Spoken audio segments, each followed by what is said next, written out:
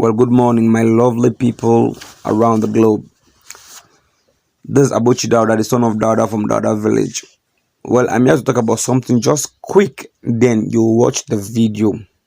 Because when I saw and heard about what the interpreter was saying about Queen Elizabeth dead, then I noticed something that the European world, they are moving more faster than the African continent.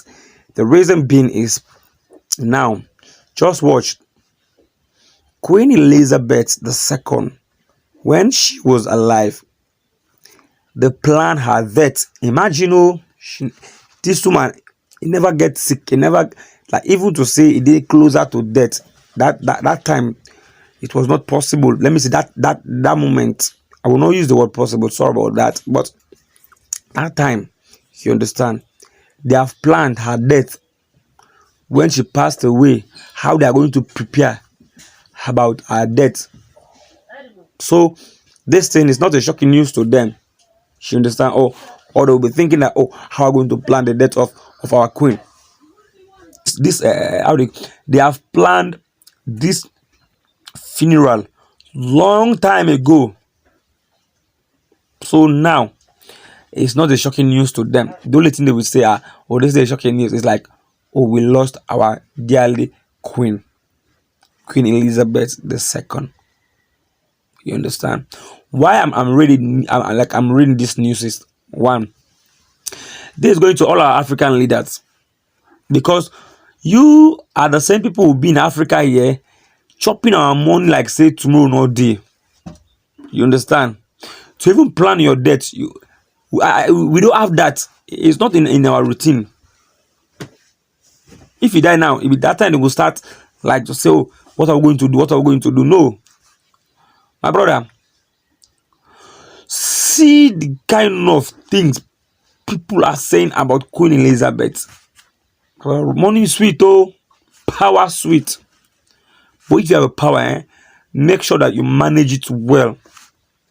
But you see, our African leader, the only thing they concern about how to make their family become more richer than the poor people. They want to enslave the poor, and they become rich. And we, the stupid citizen of Africa, will start supporting them. Africa, we need to wake up. We need to wise. Okay, now see the death of this queen in England. So many things will change. People never know.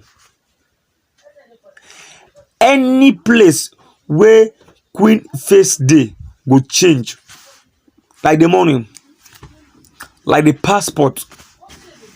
So many things will change.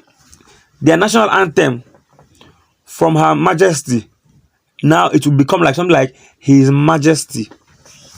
Go and check it. So please, Africa, let's know what we are doing. Let's be planning ourselves good. Let's be planning ourselves very well. Because see the way this thing, see the way the death of the queen is going simultaneously, stage by stage. Yourself, you will love the process. So I beg, watch this video and listen to everything, and subscribe to my own YouTube and Facebook. Whichever platform you see me, just subscribe, please. I love you. On the day of the Queen's death, a spectacular double rainbow appeared in the skies over Buckingham Palace. Many feel this was a powerful sign that Queen Elizabeth II is now resting in heaven and her soul is at peace. But what will happen to Her Majesty's body? Actually, it's all been carefully planned almost 60 years ago and had been kept top secret for decades. The original plan was known as Operation London Bridge. Queen died in Scotland and not in England, they will now follow Operation Unicorn. The day of the Queen's passing is called D-Day. However, because the tragic news was shared late Thursday, D-Day was shifted one day later to Friday. Bells tolled in churches across the country, and gun salutes sounded in Hyde Park. One shot for each year of her life. 96 shots in total. At Buckingham Palace, mourners gathered in their thousands to pay their respects and to lay flowers at the gate. However, the Queen's body is still in Scotland.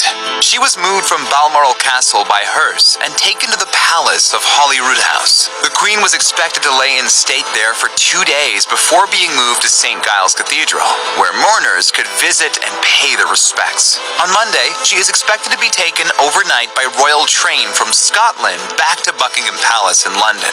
On Wednesday, she will be moved to the Palace of Westminster, where millions of mourners are expected to line the streets. Just like with Diana's funeral, Prince William and Harry will follow behind the Queen's coffin on foot, joined by other members of the royal family. During the procession, Big Ben will toll at 1-minute intervals, accompanied by salutes in Hyde Park. Elizabeth will lie in state for 5 days in Westminster Hall. Not before 10 days after her passing, the Queen's final funeral will take place at Westminster Abbey. From there, she will be taken to her final resting place at St. George's Chapel at Windsor Castle, in the King George VI Memorial Chapel, alongside her mother and father and sister. Currently, Prince Philip's coffin is resting in the royal vault, but after the Queen is finally laid to rest, Philip will be moved to join his wife. The royal family is expected to enter 1 month of mourning, a period determined by the new king, Charles III. Interestingly, Charles could have followed royal tradition and chosen any name as king as he pleased. It was widely thought he'd settle for George VII, in honor of his grandparents, George VI and the Queen Mother. Instead, Charles followed in the footsteps of his mother and chose to keep his given Christian name as king. And it would make sense, given that Queen Elizabeth was the longest reigning British monarch in history.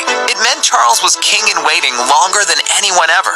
So, to change his name now would be weird, to say the least.